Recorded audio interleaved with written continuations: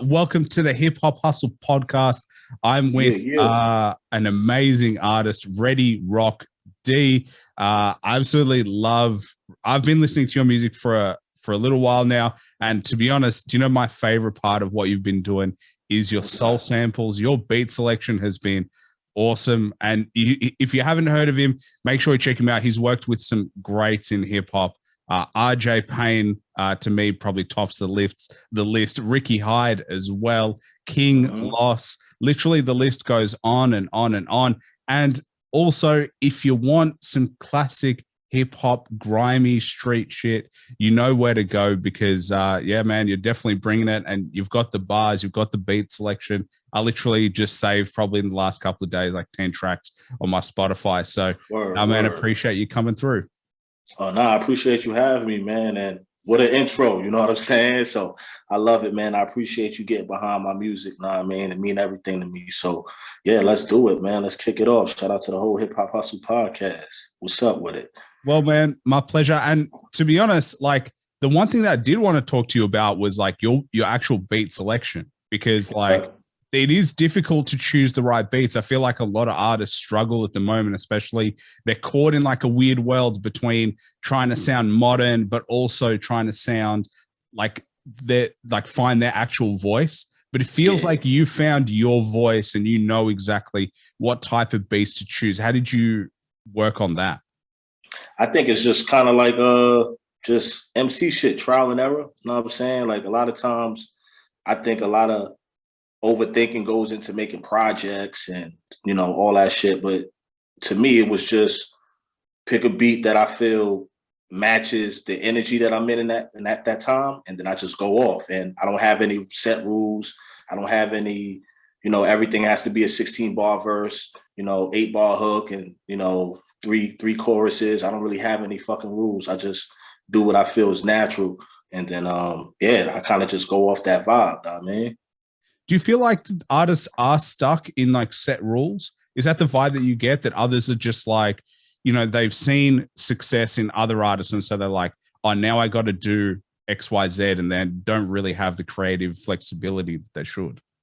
Definitely. It's a copy and paste game. You know what I'm saying? A lot of times the internet is the biggest influence. So you see what's working and you try to emulate that a little bit. And I just feel like we all subconsciously kind of we influenced by the timeline, you know what I'm saying? So it take a lot of discipline to kind of stay in your own lane, stay in your own zone type shit. So yeah, I definitely think it's a huge influence out there when it comes to what's successful versus what you should do. You know what I'm saying? Well, how do you split it? Like, how in your own head, how do you define, you know, what success looks like, but also while sticking to your own brand? Because I think everybody tries to do that. Like, of course, I do that when it comes to podcasting. Like, I look at successful podcasts and I'm like, this is what they do. But how do you actually make sure that you stick to what you know, but also make sure that, you know, the business is taken care of as well?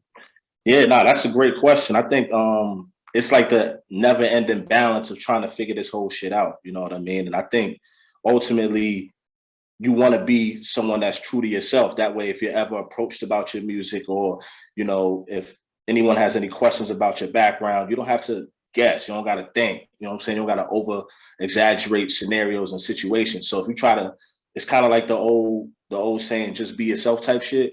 But I honestly feel you still have to do some form of conforming just because of where we at in 2022. You know what I'm saying? Like, if you're a raw spitter, you know, you're definitely going to want your hardcore audience to love your raw bars. But at some point, you don't want to have that ceiling there where you can't grow your fan base, you know? So you want to try different new things. Plus, it's like, for me, I feel like I could do all the shit they could do and I could do what I do. You know what I'm saying? So a lot of times, we also don't want to box ourselves in. So that's kind of like the yin and yang, you know what I mean? Like, you don't want to box yourself in to being just a straight boom bap lyricist. Sometimes you hear a trap beat and you go, oh shit, I can rock that shit too. You know what I'm saying? And, you know what I mean? And that shit hard, you know what I mean? And it's a never ending balance. There's no right or wrong way to approach it. But for me personally, like even the artists that I listen to, they stay true to who they are pretty much throughout the most of their career. You know what I'm saying? And that's what I strive to kind of be in that mode. Well, who were you referring to when you listened to them?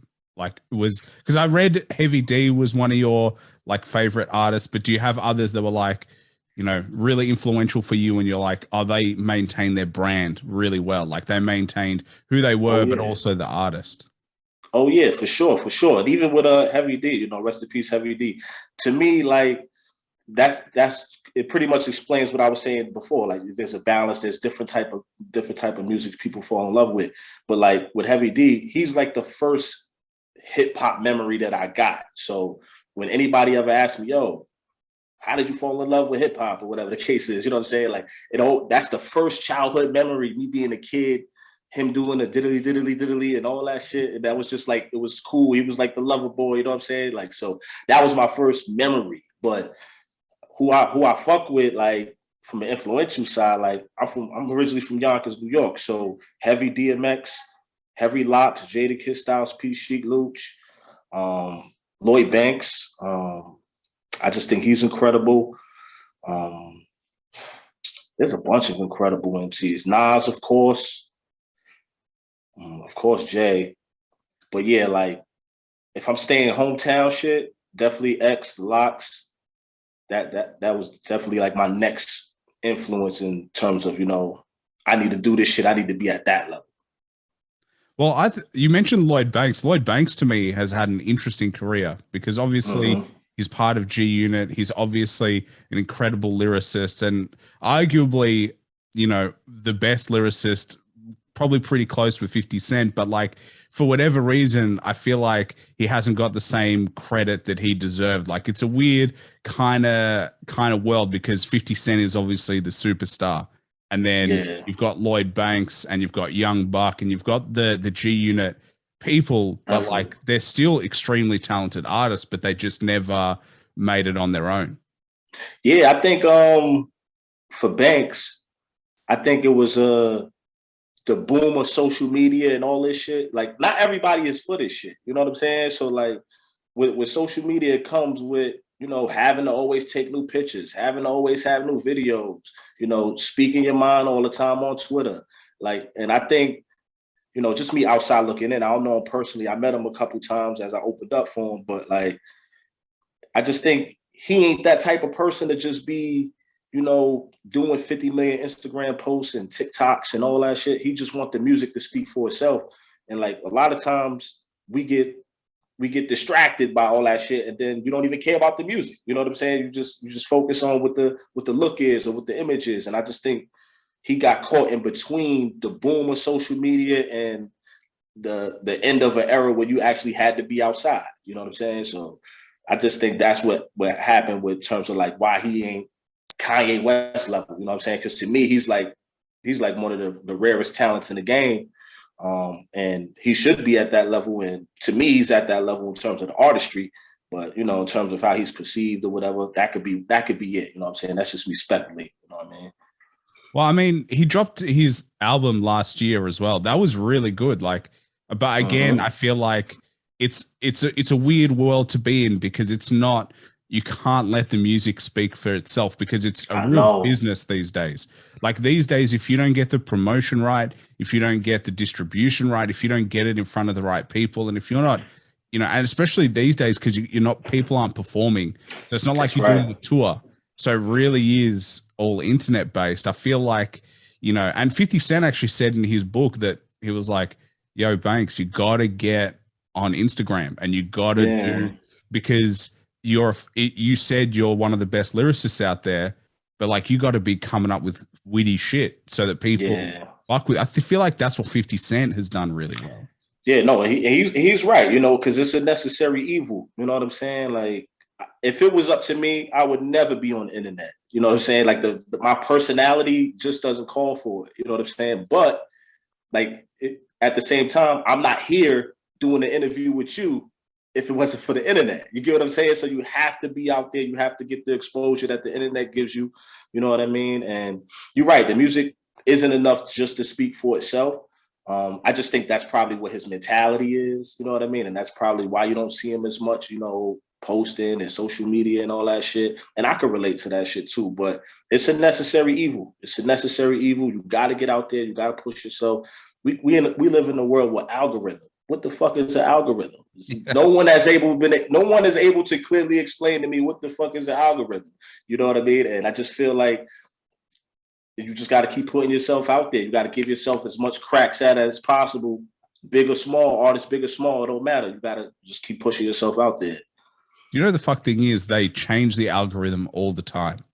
So they're always messing with it. So like, of course, because you just said like with the ads and shit, you know, like if I'm a business, I'm gonna fuck up the algorithm so I can make more money on the advertising side. You know what I'm saying? So I get it. You know what I mean? Like I almost get it anyway. But the weird thing is that, like, you know, because you're an artist, right? So there's no real algorithm for what you do. But then when you go to promotion, you got to have like a structure. You got to have like a plan. And it's such a weird kind of dichotomy that everybody lives in. It's like, you know, the art itself needs to feel real, but then the business needs to be so structured and so planned and so thought out that it's like you really need to have a good team around you. No one can do it by themselves. It's so hard, man. And for years, like you know, I've been fighting that battle too. You know what I'm saying? Like trying to figure out, you know, the team, trying to figure out, you know, the time, just having time to social media takes time, you know, marketing and promotion takes time. You know what I'm saying? And, you know, if you're a family man or if you got other business endeavors, you know, you gotta kind of be disciplined enough to structure your schedule to do all this shit. You know what I'm saying? And it come with the game. It come with the game in 2022. You know, back in, you know, 20 years ago, you know, early 2000s and before that, it was good enough to be talented, get put in under a machine and have them do the marketing and promotion for you. You know, now half that is cut out because of the internet. You know, half of that is cut out. So you gotta move with the times. You know what I'm saying? But on the flip side, back in those days, if you didn't get signed, no one knows who you are. No one. Yeah.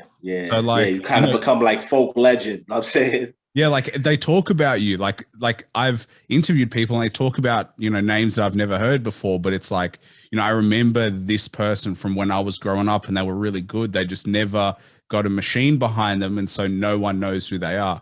Whereas these days, you don't need a machine. You need to figure out your own shit. You need to figure out, because I think this is the most ever that there's been unsigned artists to label. For sure. Yeah, it's the most unsigned artists because there are more artists. You get what I'm saying? Like a lot of people are experimenting with becoming MCs or becoming rappers or singers or whatever the case is because of the exposure you get from the internet. So naturally, you know, people who would just be consumers of the art, they're now they're experimenting with the art. You know what I'm saying? So that's kind of naturally growing how many unsigned artists there is and stuff like that. And it's beautiful, and at the same time, it's some bullshit. You know what I'm saying? So it is what it is.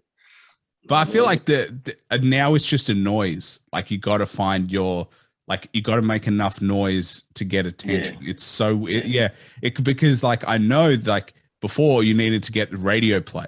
Like it was all radio play. That's where if your tracks were getting played on the radio, you were going big and people were buying your shit. Whereas now, obviously, radio doesn't really have the same influence. And now consumers have their own decisions. Like Spotify catalog just gets bigger and bigger and bigger. Artists make shit all from Spotify plays anyway. But like, it's just like this strange world. Like I feel like it would be so overwhelming once you realize what you got to do to be successful. Oh yeah. Like if you choose to be an artist, you got to know that this is probably the hardest industry to become successful in because it takes a whole bunch of stars to align. You know what I mean? Like even like as the local MCs, you're doing open mics, you're doing showcases, you're doing all sorts of, you know, I don't care what you do, karaoke nights, whatever you do to get a crowd, you're doing all that before you can even think about sniffing the stage and open up for a bigger artist or having your songs played on local radio and stuff like that. So it's so many steps that people don't see before they even get to the point of being on a radio or getting their video exposed by a bigger platform. It's just so much steps that you got to take as an artist. And it's kind of, the line gets pushed back. Like the goalpost gets pushed back as you continue to grow. You know what I'm saying? So they'll say, hey, you need to, you need to have quality looking videos. You need to have radio station play. You need to have all that shit. And then once you get that, it's, oh, now you need to do this. Now you need to do this. So it's a never ending grind. You got to really love this shit. And all of that costs money. Of course. Hell yeah. Hell yeah. But even going back to what you were saying with the Spotify's and all that, like it brought up a thought when you said that, because I remember when I first started doing this shit and putting out music, it was for free. And, and you did the free DatPiff platforms, or you pressed up your mixtapes, and if they didn't want to buy it off you for $5 or $10, you just gave that shit away because you ain't want them shit stacking up in your closet. You know what I'm saying? So like a lot of times, the Spotify, they paying 0.0000001 cent or whatever the case is. And that shit is trash. Industry needs to fix that. We need to, rework that part of the game. But that's still 1 cent more than what I was getting on DatPiff. You know what I'm saying? It's still 1 cent more than my free mixtape that I was handing out. So if you can learn how to balance it out and just try to push it to these playlists, you know what I'm saying? Then you can get something out of it monetarily, you know what I mean? And, figure out the rest later. Yeah, I think it's just weird because Spotify is clearly the biggest player in the game. They have beaten Apple Music. They've just destroyed them. But now that they're the biggest, there's no real return for, like I heard that once you get 1 million streams, you get $5,000. Yeah. $5,000 for 1 million. And 1 million is a fucking ton of streams. Like, right. How many artists are getting 1 million a month? Like, you know what I mean? And they're only making $5,000 on that. Yeah. But like, how much business do they bring Spotify? It's especially because like, it's hard. It's hard, man. Go ahead though. It's hard. It's hard. And I say that because the platform that Spotify is giving you, it's kind of hard to also put a price on that. You know what I'm saying? So like, yeah, our numbers could be increased, and trust me, I'm pro artist, fuck all the bullshit. I'm all with the NFTs and everybody paying $3,000 for a CD. That shit is dope. You know what I'm saying? But from a platform standpoint, I'll check my Spotify for artists, and they'll say someone in Croatia is playing my shit. You know what I'm saying? And I'm sitting here like, wow, somebody fucks with me from Croatia. How much would I pay, to have people listening to me in Croatia? You know what I'm saying? So it sucks. You know what I'm saying? It sucks with the whole, you got to play that game, but it's pros and cons to it. You know what I'm saying? And even if someone is getting 1 million organic listeners, then that is leverage to go do other shit. You know what I'm saying? So now your show should be doing something. You know what I'm saying? Like, especially with the data that they give you, where your songs is being listened, from and shit. If you're getting a bunch of plays in certain cities, then you can set up a little tour, hit up those cities, and those fans, if they catch word that you out there, now you're getting money from those tours, and hey, man, you make the most of it. But the industry got to be reworked to get more money for our streams and stuff. I don't think we figured out that glitch yet, but independence is on the rise, so we'll figure it out. Yeah, I think now that more people are talking about it, that something will happen. I mean, there's always going to be a point where, like, I see a gap in the market, and there will be another business that's like, you know what, we may not be as big, but we'll give you a higher return. And so you put your shit out on both of them. And so now people like, oh, this is pro artist. So now I'm going to listen to this. And so it's like an inevitable kind of wave that business goes in. It's like what happened with Uber and with taxis. That gave consumers more control, and now taxis have had to adapt, and they're trying to become more like Uber. But having said that, we're both on Spotify, you and I. So we talk shit, but at the same time, like, it is important, as you said. Super important. And even with the analogy that you said, like the way I see it is the music. It doesn't have the value if it's not being heard. You get what I'm saying? So we can have the greatest albums and the greatest songs, but if it ain't being heard by a bunch of people, then that shit just goes into the dust. And then as an artist, you're frustrated. So now you're on album number 16 and you're just now getting your exposure. So the good thing is people go back to album number 1 and now your streams get to go up and you make money off a catalog that you dropped years ago. You know what I'm saying? So it's no way around it. You know what I mean? Like unless the industry is literally just reworked from the grassroots, we gotta just adjust with this shit and figure it out. You know what I mean? And even with the platforms that give you like so let's use like a Bandcamp, for example, they'll give you the option to pay artists the amount that they select or more. So that's, you know, if you're a pro artist and you're a super fan, go buy that project that is being streamed, go spend $10, $20 on it, you know, and that goes a long way in supporting that independent artist. And then you can still have the Spotify account and stream the shit out of it. But they gave you an option to buy it and support the art, you know, and I encourage fans to do that. You know, that way you can own a piece of the digital art. You know, maybe it's an MP3 download or a WAV download, maybe some cover art, you know, stuff like that. And then you got the convenience of your $10, $20, whatever you pay for Spotify a month, wherever country you at. And you get to listen and stream that shit all you want. You know what I'm saying? So, you know, there's ways for the fans to step up too and say, hey, you know, if I really rock with ReadyRockDee, I'm gonna go buy the album and I'm gonna go stream the shit. You know what I'm saying? And Patreon as well changed the game as well. Patreon. Yeah, that shit is amazing for artists because you can sell your merch, you can sell, you know, you give the fans, especially now during COVID where you can't really tour, you can still give them like the customizable experience of like, hey, I'm going to do like an open forum, like almost like this, but you do it for like, you know, 500 people or whatever. Or you can do a show or you can do. So I think, you know, if you combine it all, you can really do well. Like, you just can't limit yourself to one platform. Yeah. The Patreon model, I think, is something that everybody is trying to get to, you know what I'm saying? Where it's super artist friendly, but yet it makes a lot of business sense. You know what I'm saying? So I think everybody is striving to work their business in the Patreon format, you know, by utilizing whatever platforms that's available to you. You know what I'm saying? So they offer a dope format. And I just think that if the entire industry was Patreon format, it would be much better. But I don't think the exposure wouldn't be there, you know, so you would lose it. You know what I'm saying? And it's just you can only go to Patreon if you know what you're looking for. Like, it's really hard to be discovered on Patreon. Yep. Like, you know, exactly. That's a better word. Yep, yeah, exactly. But do you know, when you were saying that there are albums that never see the light of day, it just makes me think of the Wu-Tang album that, you know, has never seen the light of day. You know, that could be the greatest album of all time. But exactly, you know, no one knows.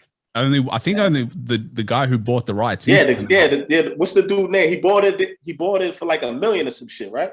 Yeah, and I think Jay-Z said that he was working on buying it or something. I heard, but I doubt he's bought it. But like, it feels like he's just going to hold on to it until he dies. That guy.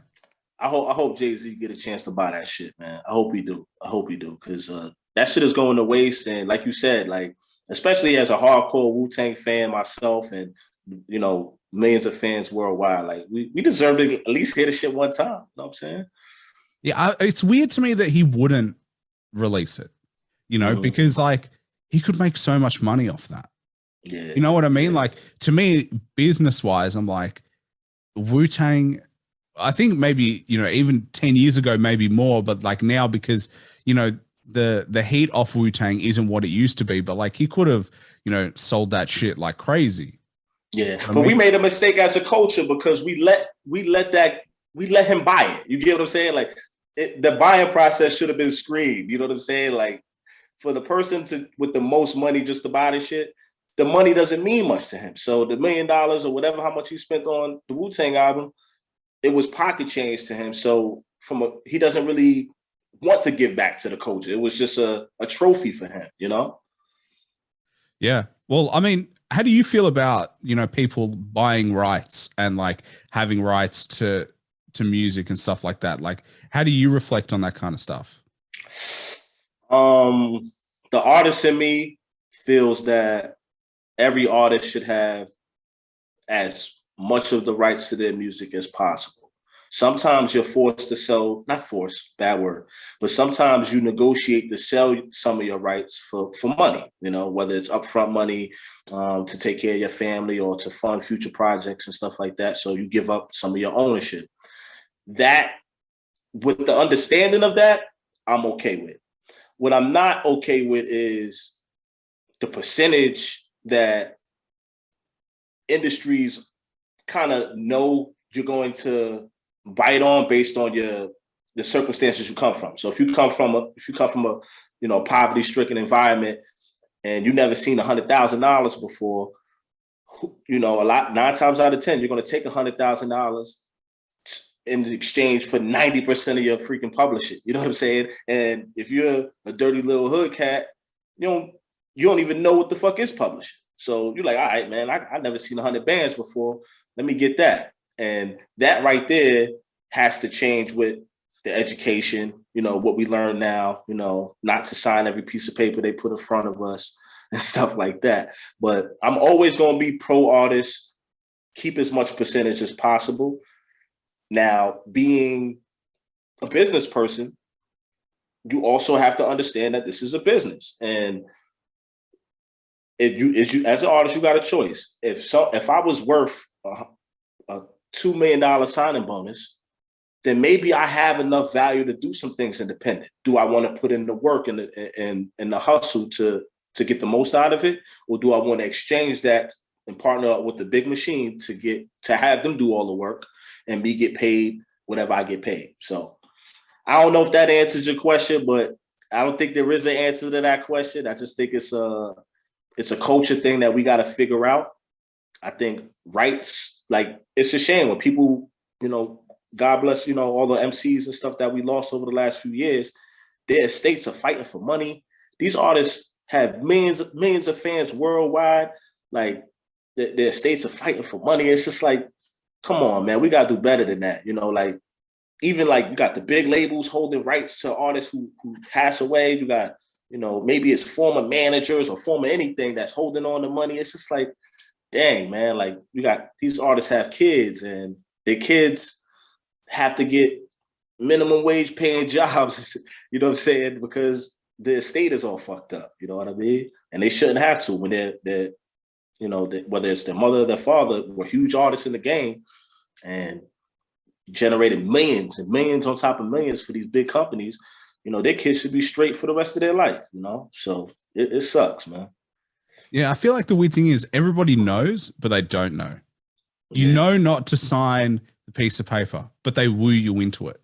They're because they got a machine behind them. You know, it's not the first time around the rodeo. They're taking you to nice dinners. You know, they're getting you to meet this person, that person. You know, they're like, oh, this person signed. And so, like, you'll be able to work here and this producer. And then all of a sudden you're like, all right, I'll sign it, because it's way better than anything you've ever had before. Like you said, like, if you've never made $100,000 in your life and the most you've made is 10 grand, 100,000 is 10x, and you're like, I'll sell whatever I need to sell to make that money because I'm desperate enough. The real thing is, you never really know what they'll want to do with you. Like, you worked with John Connor, and I spoke to John Connor, and, you know, he was at Dre for 5 years, and everyone thought it would be the greatest thing in his career, but he cooled off. Because they didn't drop the album, and now he almost has to rebuild, and his outlook is really good. But, like, I can imagine any other, like, if it was me and I was at a label for 5 years and I dropped no music, I'd be really angry. Oh, hell yeah. You know, like, I stress out all the time with just trying to figure out, you know, when is the right time to drop new music. And I got the freedom to do it. You know what I mean? So, but to be in that position, gotta be the roughest thing ever, especially for Connor. Shout out to John Connor, you know, incredible MC. And, you know, I would consider him a dope elite lyricist that the world needs to know. And I collaborated with him. He's super crazy. But to be in that position, I know he was battling that shit every day, because I know how much he loved his shit, you know. For real. Yeah. And, you know, and then I think of artists like the Lady of Rage, who was also on Dre, and she is one of the greatest female artists, one of the greatest artists but she only dropped one project, and it was at the end of the death row era. But she fell behind artists like Snoop Dogg, Tupac, but she didn't get what she deserved as like an artist. And it's like, it's just sad when you see these artists and it's like their careers could have been anything, but because there is a plan in the business, you fall into a piece of that pie. Right. But I will say this. So like, as you're talking, I'm just thinking the scenario. So every artist doesn't get ripped off. Like if you're an artist who built up a solid fan base and you have paying fans, those are customers. You built up a line of business. Those artists need to get treated with fair deals. But then there's artists who is just raw talent, didn't do any of that work, was discovered by somebody who works at a big label and gets offered whatever they're offered to sign with that label.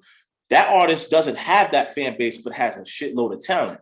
So that's not, even though the percentage terms is not going to be in the favor of that artist also has to understand that I wasn't doing what I had to do to create leverage. So therefore, if I sign this, I'm going into this understanding I got to work 10 times as hard to get my shit out, get out of this deal as fast as I can so I can renegotiate, because you're betting on you're betting on your talent only. You're not betting on the line of business that some other artists have built up, by having huge fan bases. So there is two different types of situations that, I'm just not in the mind frame of ever making a shitload of excuses, but at the same time recognizing the industry is fucked up and designed to kind of keep the artist percentage low and the company percentage high. You know what I'm saying? So you just got to figure out what's right for you. And then understanding, like you use the word leverage, and I think that's an awesome word, but understanding your leverage. What shots can you call? Like if they're willing to really pay you a lot, you got to understand your worth. And if you feel like, but also on the flip side, you're right. There are some artists who aren't built for their own distribution deals. They're not built for their own, promotion. They're not ready to take that time. They've been working on who they are as an MC or as an artist. They haven't thought about the rest. So that's when the label is really helpful. And as much as we talk shit about, because not all labels are bad. Not all labels are bad, man. Depends on the deal. It honestly depends on the deal. It depends on the artist, because I talked about Dre, but Dre also brought out Eminem, 50 Cent, Game, Snoop Dogg, Tupac. Like the list goes on of which artists, Kendrick Lamar, the list is just on and on and on and on. So, but as part of that, there is always a pecking order. Like you just can't, not everyone's going to be a top dog. You just can't have that. So there is and King Crooked was also signed, and he didn't do much during his period, and but he's fighting with, the greats. So it's really difficult. Understanding where you sit in comparison to the other artists on the label is also really important. Definitely. And then at some point, you just got to bet on your own talent. Yeah, that's the key. You gotta bet on yourself if you really feel that your talent can make X amount of dollars and your music can be received at the highest level, then you got to bet on yourself. Now, I will say this though, like you run into artists that are signed that want to be independent, and then you run into independent artists that want to be signed. So there's reason for that. You know what I'm saying? Like if you're a signed artist, you realize you're in the game. You're realizing that you have a shitty deal with a shitload of fans. So now you're like, all right, if I was just independent, how much could I make off my fan base? And then you got the independent artist who's like, I have a growing fan base, but with this machine, I can get more fans. You know what I'm saying? And which one is right? Which one is wrong?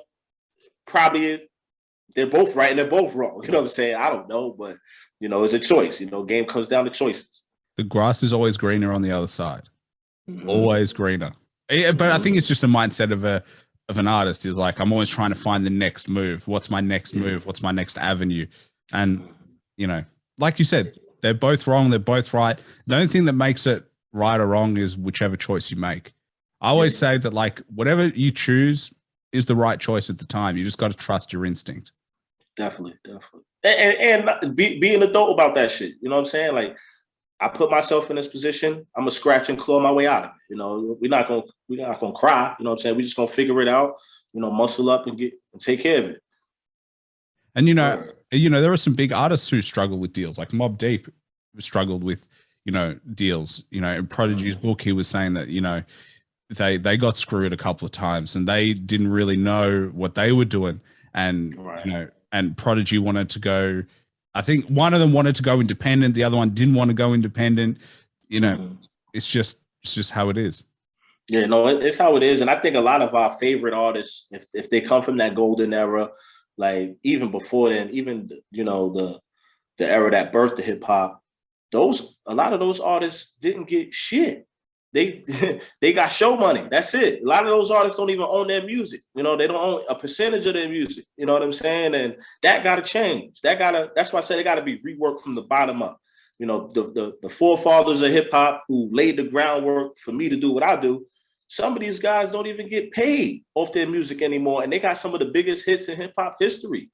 And still have fans that grew old with them. You know what I mean? And the only way you can make money is if you do a show, because they don't own the music. And, though the people who do own their music, they pass on and they pass away, and then the family owns their music. You know what I mean? And it's crazy, man. It's crazy. Well, we mentioned like learning about the industry, but I think the real challenge is because there are so many independents. There's no organization to like go, hey, come here, let me teach you about the industry. I feel like that's the gap, is like there's no place, like you can't be there's no artist school. And we're not talking about like how to be a successful rapper. We're talking about how to be a successful artist, i.e. the business of being an artist, how to monetize that, how to, understand deals, who to employ in your team, all that shit. There's just nowhere to learn that unless you just do your own, research. Yeah, it's trial and error. It's spending a shitload of money, wasting it. It's research. It's, countless of hours on YouTube and Google figuring it out. You know what I mean? And I think it's what I just said is part of the answer. Hey, sometimes it's not easy. You just gotta, comb through all the bullshit, watch every YouTube tutorial. Some people are giving out great information. Some people are giving out bullshit. Got to figure out which one is good for you. Same with the Googles and the articles and all that stuff. Some people are just, clickbait titles, and some people are putting some real dope information out there. So you got to comb through this shit. I don't think we don't have the one individual answer that's going to solve this shit. I just think ultimately you got to do enough research, do enough work, get around enough good people, and then everything hopefully works itself out, But the game is to be sold. And, as long as that's the number one thing, there's going to be people taking advantage of other people. I mean, it just is what it is. Do you have a lesson do you have like a mistake that you made or a lesson that you learned through trial and error that like sticks out for you? Like, do you have a moment where you're like, nah, that shit's got to change? I haven't hit a hard lesson yet. I would say I caught myself a couple times before it became too crazy. But as an independent, the first thing that you notice is you're spending a shitload of money and you ain't making none of it back. So that's the first thing you learn. It's like, oh shit, I'm spending mad money. And there's been many times I got a closet full of these Rowdy City shirts and no one's buying this shit unless I have shows. You know what I mean? And that is the toughest part of trying to figure out where the supply and demand is going to be at. You know what I mean? And I would say a combination of making, shitty investments on, whether it's promotion, marketing, thinking, hey, if I pay this platform to post my shit, I'm going to blow up. I'm nice. You know what I'm saying? And that shit doesn't work. You know what I mean? Or let me get cool with the DJs at the local radio. No, let me throw them some da-da-da-da. And let me see them play my joint and play my record, and thinking that's going to blow you up. And doesn't work. You know what I'm saying? Like, so I think I've been there. You know, I tried to pay for radio. I tried to pay for blog posts. I tried to pay for whatever. Like you just want to get out there. You know what I'm saying? And you know, I think that's as close to me having shitty lessons. You know, shitty experiences becoming lessons that I learned from. You know what I'm saying? Well, I think what you've done really well is you've got really dope artists to feature on tracks with you. And I think that is one of the best things about hip hop is that features, you can make so much money on features and you get your name out there to a new audience of features.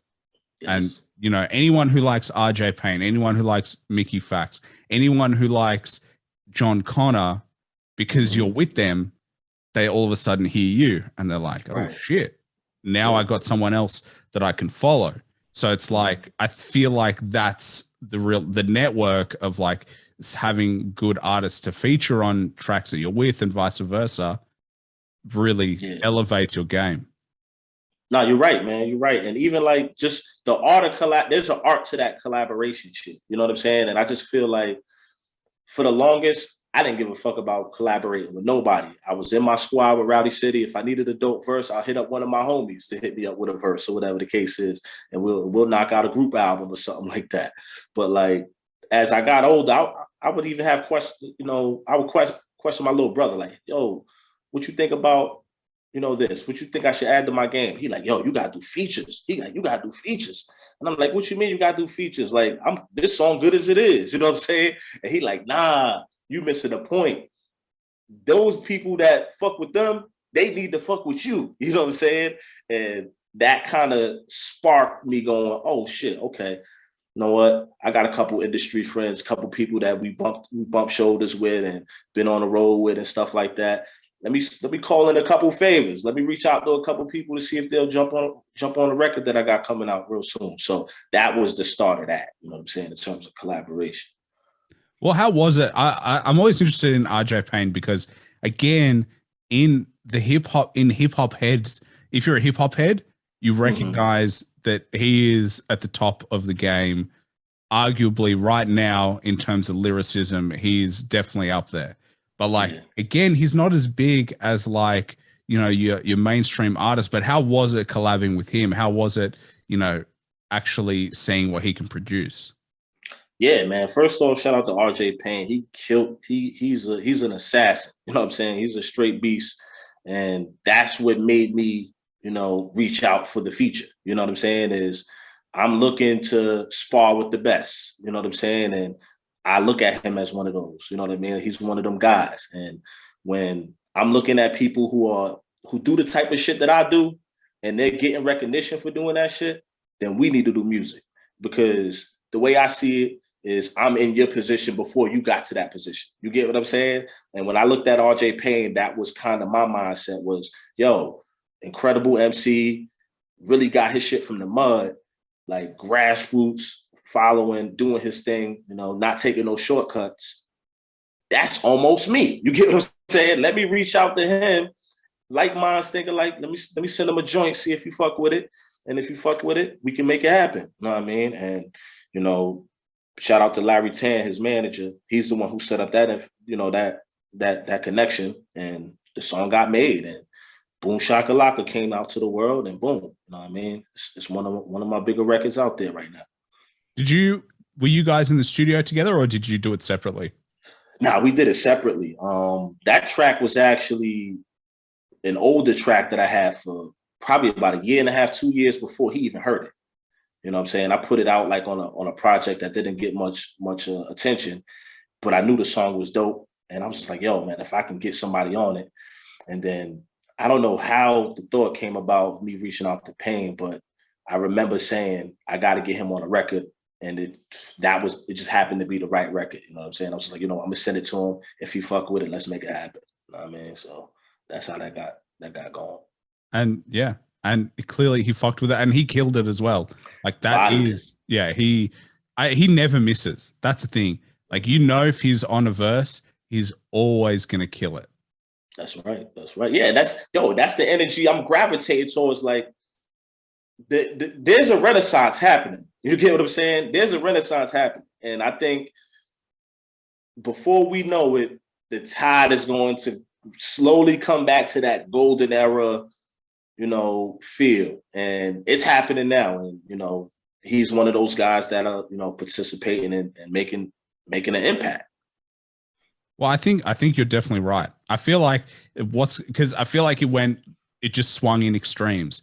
It was like, classic boom bap beats, heavy lyricists, and then it swung to the opposite, where it was just like focused on the sound, lyricism's not as important. And now it's coming back where it's a combination of the new style beats with, boom bap elements, and then the lyrics are coming back. And, even mainstream artists are focusing on that. Drake drops, some really good bars, even though he also drops some, really commercial hits. And so I think there's always going to be a thirst for like, all right, impress me. We always want to be impressed. Like, I always love when people like, I'm like, how the fuck did you put that together? Like, there's no way I could ever think of that. And then, the Big Pun is probably my favorite artist of all time. And every time I listen to Pun, I'm like, I don't understand how you did that. Like, it's fucked. Yeah. Incredible. You know what I mean? And you bring up a good point about, like, for example, I remember I used to do a lot of style class shows. Like, I didn't give a fuck who was performing. If it was going to be a couple hundred people there, I needed to be on the show. And I would perform after like a bunch of trap acts, you know what I'm saying? Or whatever the case is. At the time there was mumble rappers before it was even just, this huge respect for trap music. It was mumble rappers. And I would come in right after them. And then it would be like the few select in the crowd was like, thank fucking God. Thank you, God. Somebody came out and started spitting bars. You know what I'm saying? And that made me feel good because it made me feel I can go anywhere on God's green earth, spit my shit, and there's going to be somebody in that crowd that resonates with what I got going on. You know what I mean? And I don't have to conform and try to be somebody I'm not. So, like, you bring up a good point when you said that, man. Word. And I would be so sad if there were no more lyricists. Honestly, it would mean hip hop is no longer really, hip hop. It would be fully business, no culture. It would be fully business, no culture. Well, and the culture part of it is like, when people, and I got friends who don't listen to hip hop at all. And I'm like, the thing is, it's not only music. It's like, it's everything. It's like a mindset. It's like the clothes. It's like, and I love seeing that it's in everything right now. Like, hip hop's a lifestyle, this, it's not just the element of rapping and making rap music. Like, it's a lifestyle. When I say culture, it's how you look, it's how you talk, it's the people you hang out with, it's the social gatherings you go out to. It's, it's really a lifestyle, and it's not for everybody because people don't understand it. But hip hop slowly became the number one played genre in all of music. And that's because visually people are starting to, become a part of it, so, we can say whatever we want about TikToks or whatever the case is, but, a lot of our songs in hip hop translate over to TikTok. And then now the soccer moms know the names of our songs. You get what I'm saying? Or the names of, bigger artist songs. So, you use that to your advantage, And also, like, in advertising, it's everywhere. You look at every business, they're always using a hip hop track because there's a feeling you get. When I go for a drive and I want to be by the beach and like it's hip hop that I'm playing because there's nothing that feels better. It like there's a mood. There's like it's more than just music. It's like literally like it's a combination of things. And then there's also because of trap music, I can also switch my mood. I can just listen to just a banger. I can listen to Young Thug who says whatever he says, but he's just pleasant to listen to. And then I change my mood and I want to listen to some heavy lyrical shit and I switch that on. It's just, that's what's so awesome about hip hop right now is that there's so much and you can just switch and change based on your mood. Yeah, definitely. Like unlimited styles, like of hip hop are out there. Like, and the way the game is now is exactly how you described it. Like I can go to I can go to the gym. I was at the gym right before the show. I can go to the gym and I can have my playlist, and it could be ranging anywhere from Nas to Kodak Black. You get what I'm saying? Like, and I could be okay with that. That's my shit. You get what I'm saying? Like, and I feel like that's the beauty of the game. That's the beauty of the culture, is we all coming from different places. We all talking about different shit, and we can appreciate that. You know what I mean? Like when I go to other cities and stuff like that on tour, and we're in a totally different region, they don't do music how I do music. So if I'm in the Bay Area, shout out to Oakland, you know, shout out to the whole Bay Area. But if I'm in the Bay, they got a culture out there that's different from the culture that I'm from. So I can go out there and go out to a club and not hear none of the shit that I would ever hear at my clubs at home. And I can appreciate that. You know what I'm saying? And I just think that's the dopest shit about hip hop, is you can go anywhere and hip hop gonna be represented, and it's gonna be turned up. It's gonna be loved. You know what I mean? Well, the thing about hip hop that is really unique to me is the love of where you come from, because I don't really hear that in a lot of music where they shout out, you know, the place where they grew up. But what do you think that is about, you know, paying respect to where you come from, paying respect to your local scene before you get to the mainstream? And then even once you do, they always shout it out. I mean, you shout it out a lot, but what do you think that is about hip hop that, you know, it's really ingrained into the mindset? Yeah, I just think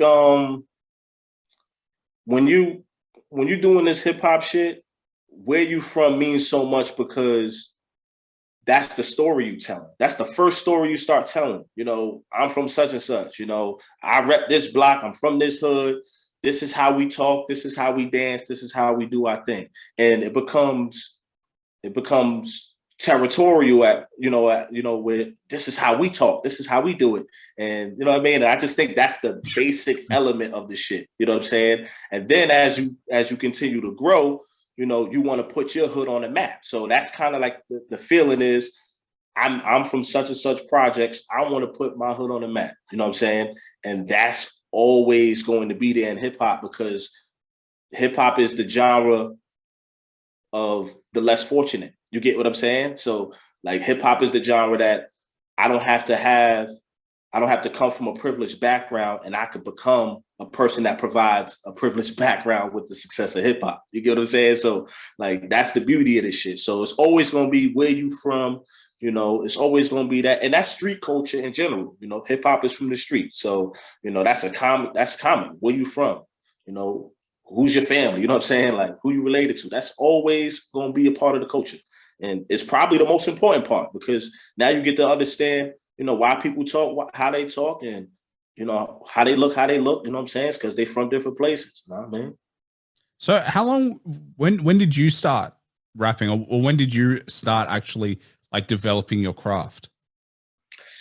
So I think everybody has this period. If you're going to be an MC, everybody has this period where they writing on the low, like they jotting down lines, they rapping it to themselves with nobody at the crib. They try to get it right. You know what I'm saying?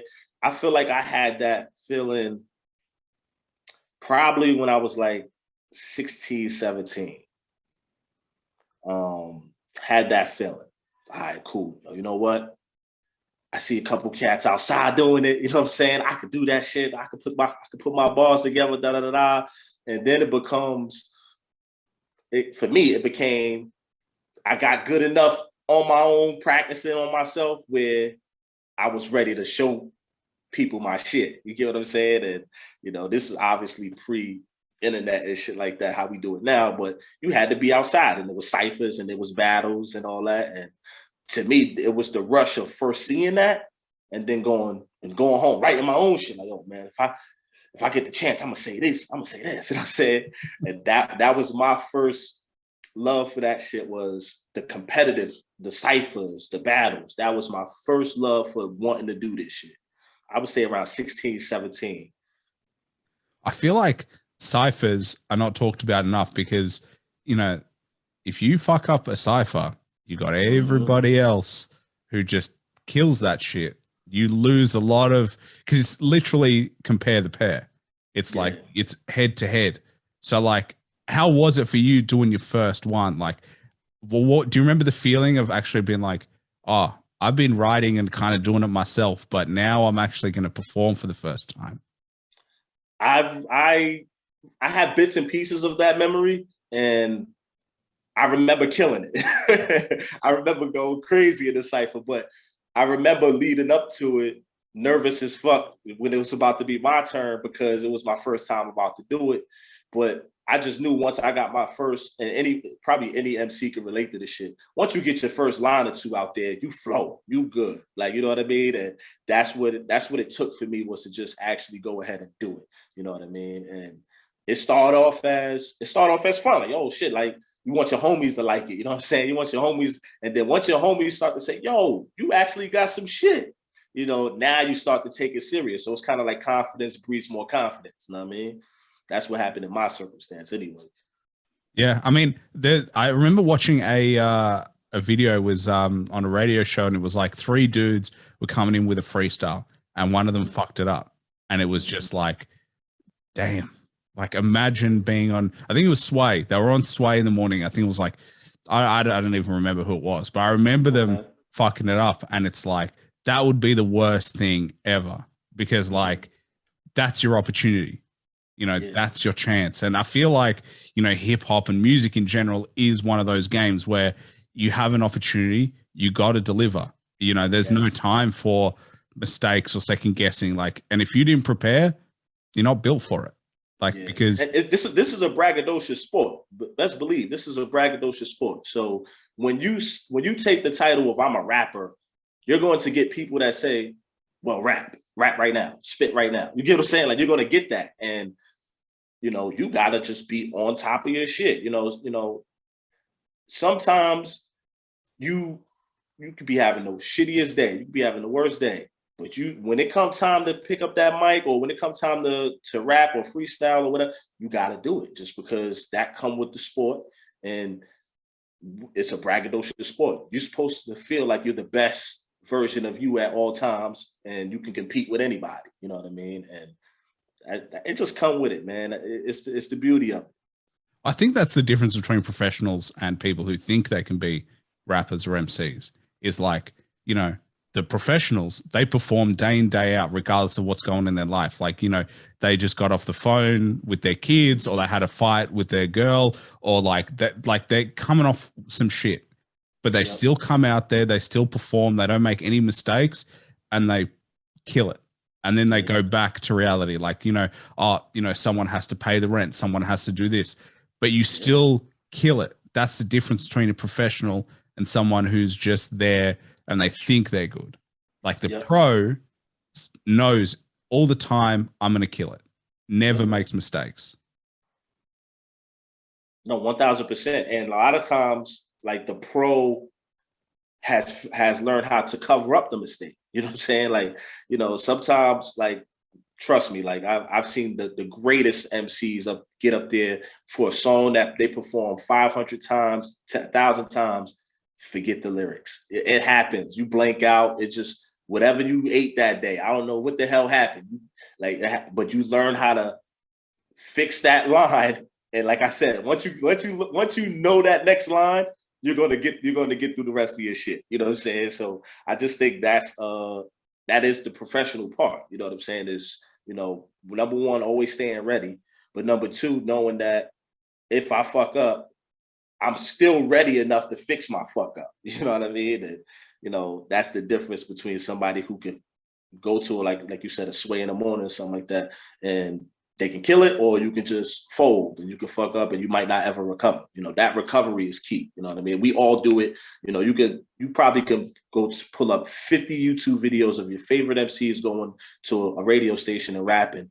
And if you really listen to the shit, you can hear when they're fucking up, but you can also hear them getting right, punching right through it. You know what I mean? So it's the beauty of this shit, man. It's the beauty. It come with it. It come with it, you know?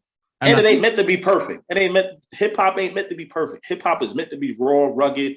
It's meant to have emotions. It's meant to have a bunch of intangible shit that it don't make shit. It's not perfect. You know what I mean? Like, my favorite music didn't have the cleanest mixes. You get what I'm saying? Like, it's some music can sound too clean. You get what I'm saying? Like sometimes you just need a little edge to it, you know? Well, I think that's what a lot of the classic albums did really well, is they do have that edge. Like there's like, you're right, the griminess, the grittiness of it, the feeling is what you get from it, rather than like, oh, this is studio shit. Like, and it just depends on your sound. But one thing I was going to say is, like, you know, artists always say that, like, especially if they're performing, if you know how to cover up stuff or you work through like a fuck up, the audience will never know, because I think it's planned. So you can do anything as long as you do it with confidence, and as long as you like will get through it, then the audience will always be there.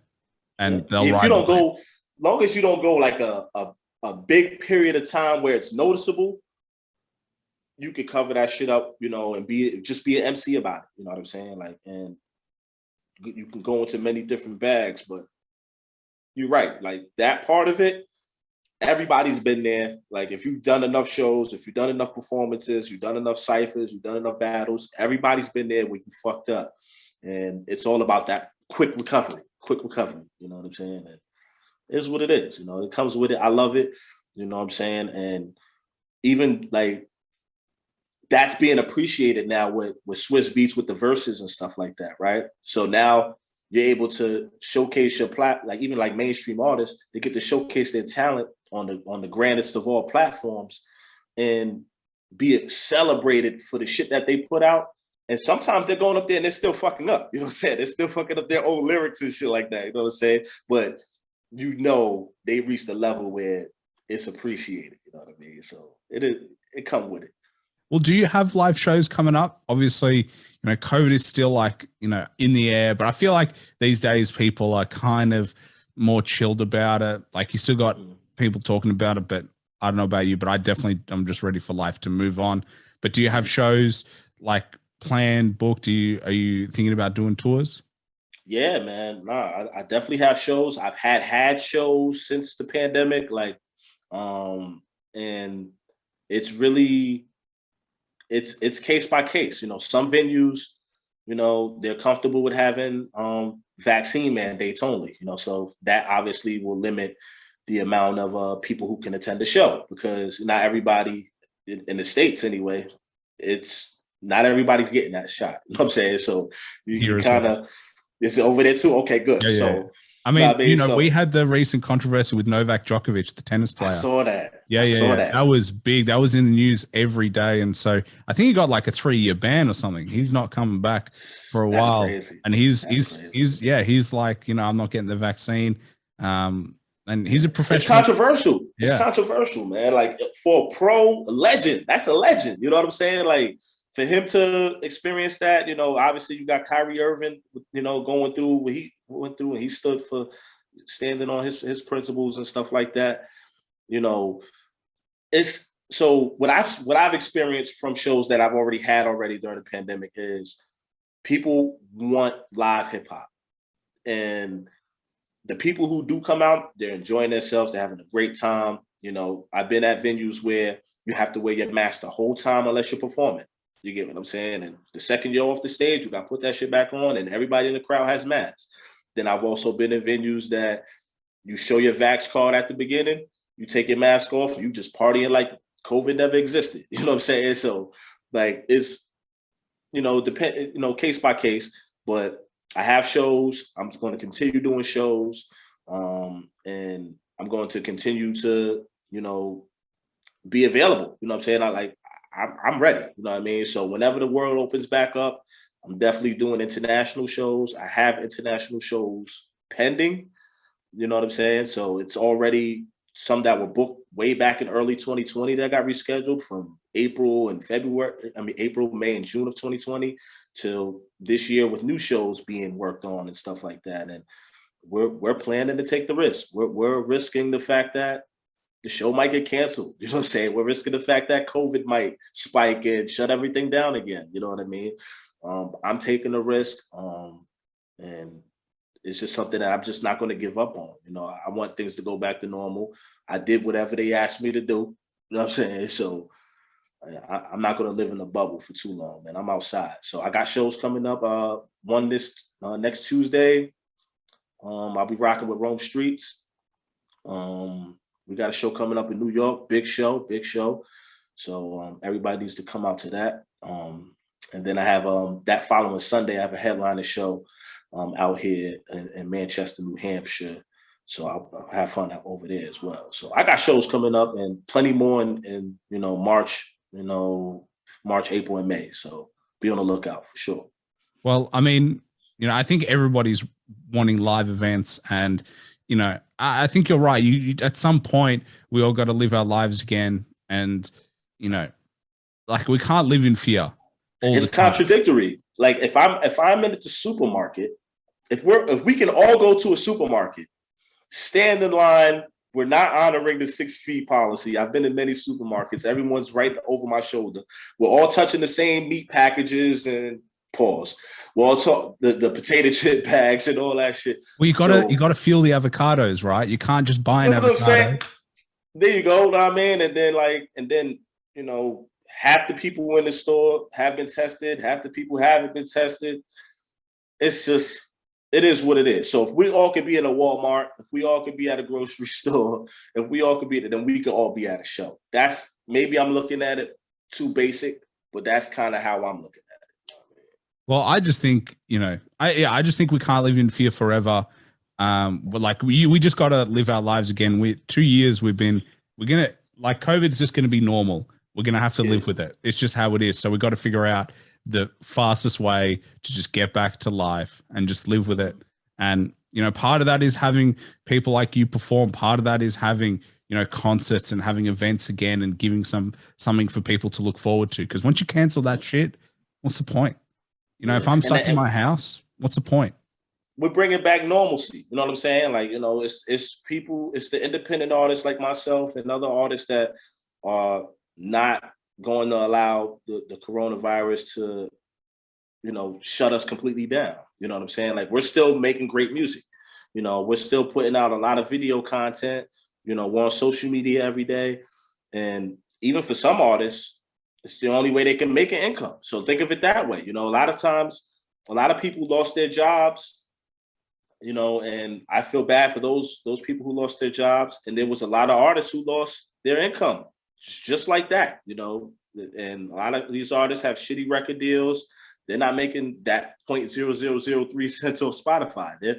The only money they make is from doing a show or selling a piece of merch, and when that got taken away, there was no sympathy. It was no GoFundMe for all the artists that lost their gigs. You know what I mean? But also the other people with the show. Like, yes. People forget it's not just like you're the artist, you're the only one, but there's security, there's lights, there's everybody else that you employ to make a show happen. So it's not only you that gets paid, it's everybody else that needs to make the show, the venue owners, the people have to work the desk. There's, whoever it is that you got to employ, you got to get cleaners in there to make sure it's ready to go. Like, it's a flow and effect that, shows aren't only about artists. They're about everybody else that gets paid in the process.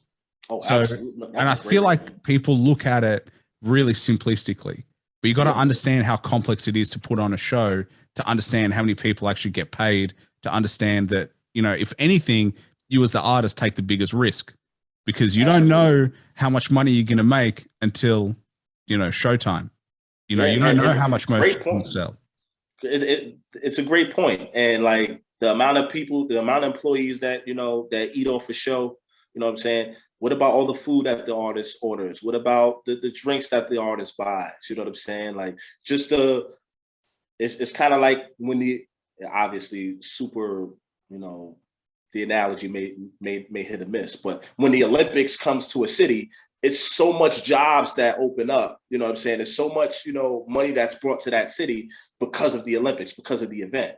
And in our crazy world, that's a hip hop show. So if a hip hop show comes to a certain city, we're bringing money into that city for that night, whether it's, drinks, food, merchandise, clothing, like you said, the bartenders, security, venue owners, lighting, like sound man, DJ, like everyone's getting paid, you know what I'm saying? So that that one venue loses money. Now times every venue in the city that was hosting a rock show, hosting, a hip hop show, hosting a pop show, it kind of, and coronavirus also fucked a lot of shit up. And the people who are going, they're going to make a night of it. They're going to go, I'm going to go to the rock show, but then I'm going to go to a club and I'm going to go drink there. Or let's go have dinner first. And it stimulates the economy. That's what all this does. That's what events do. Like, and you're 100% right with the Olympics. Like we had in Melbourne, we've got the MotoGP, the Grand Prix in Melbourne, and every year it's a pain in the ass because they shut roads down. It's loud, it's annoying, but the amount of money that comes into the city by having a world event, it's unparalleled, and it's broadcast, and it's the same thing with a show that it's a pain in the ass. Like, yes. Okay. It is. Yes. Like before the show, you're going to the mall. You're buying clothes. You're buying your outfit for the show. You're buying something to eat before you go to the show. You're at the show now. You're having drinks. You're having whatever bar food they got. After that, you might invest in an Uber. You might go to a hotel. You might go to the after party. That is so much money that one little show, couple hundred people made possible. You know what I mean? A whole bunch of people ate from that show. So it's crazy when you really start to break it down, the importance of canceled shows and tours and stuff like that. It's crazy. And also, the people who make the merch that you sell. You got to sell merch so that you can buy more. Like, it's a flow-on effect. I feel like you can't look at it like just as ReadyRockDee. It's not just you who makes this happen. It's everybody else who makes it happen. But I mean, I've only got one more question for you, and it's probably going to be the hardest question. It's the only question that I plan. But if you had to recommend one album that everybody listens to at least once to get an appreciation of, what would it be? It can't be your own, obviously, and it can be any genre. Ooh, okay. Number one album. Just that people have to, everyone should listen to at least once. Everyone should listen to it at least once.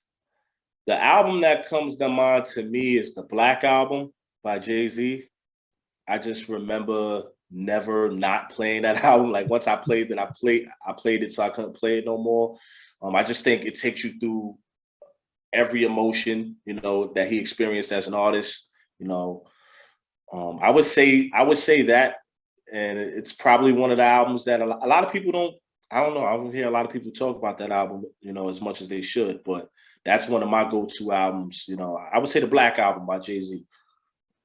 Great choice. I think it can be hard to be disappointed with Jay-Z in general. Yeah. I mean, one of the greats, and one of the people who, for me personally, I always look at is like, he showed how to make the business side work as an artist, and we talked a lot about it, but like, he really elevated who he was from an artist to the mogul that he's become.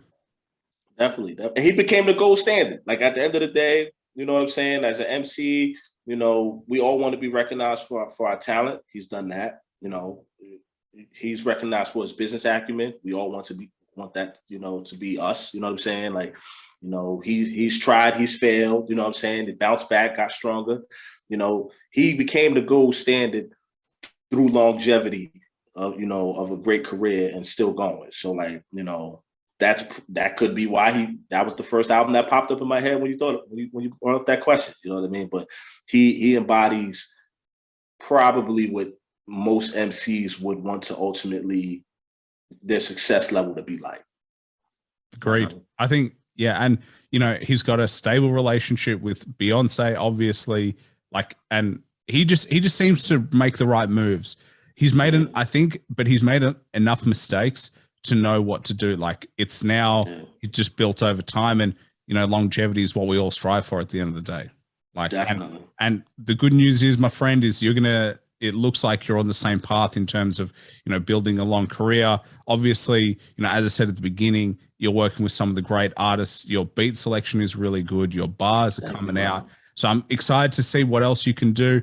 Obviously, for anybody who if you missed it throughout the show, don't know how, but buy some merch. because that's how it keeps artists going. Obviously, you can follow him on Instagram, Twitter, YouTube, Spotify, however it is. But yeah, if you really want to support artists, buy the merch. Make sure you get CDs, t-shirts. He's got a t-shirt right here wearing it, so you can actually see what it looks like. Just got to support artists, man. But I appreciate you coming through. No, I appreciate you having me, man. It's been a pleasure. Can't wait to do it again. You know what I mean? We're gonna get up later on in the year, maybe. I got a shitload of music coming out. I'm excited about it. It's my best work to date, I promise you. You know, please tap in, stay tuned. I got a shitload of content coming out, including videos. I got show announcements coming out. You know what I mean? So please just stay tuned, tap in with me. The platform that I use most is Instagram. So if you want to connect with me on a personal level, tap in with me over there. No problem. I hit everybody back. That's what social media is for. You know what I'm saying? I ain't too cool, then I hit you back. You know what I mean? But if I'm in your area, cop a ticket to a show, meet me at the merch table. I'm there from the beginning to the end. You know, I'm not one of them VIP dudes that's going to be in the back all day waiting until it's my turn to perform. You see me at the merch table, I'm there. I jump on stage and I'm back at the merch table, trapping it and getting to it. You know what I mean? And I'm vibing with the people. So that's the type of guy I am. I want to thank y'all once again for having me. Whatever y'all need on my end, I got y'all back. You know what I'm saying? We're going to push forward in 2022. Appreciate it, man. And hopefully you can get on your international tour. We can do this face to face because, you know, as much as I love Zoom, can't beat face to face. And yeah, my fingers are crossed, man. And as we said, you know, if you're unsure about going to shows, go to shows. It supports more than the artist. It supports everybody else. So at a time like this, shows are the best thing you can do. You know, go out, live your life. Obviously safely, we'll throw that in there. Absolutely. Obviously safely, but also, you know, if you can support local artists, they've been really struggling. And obviously bars, venues, that kind of stuff, support them as well. Absolutely. Yeah, I'm 100% co-sign that. Awesome, man. Appreciate you coming through.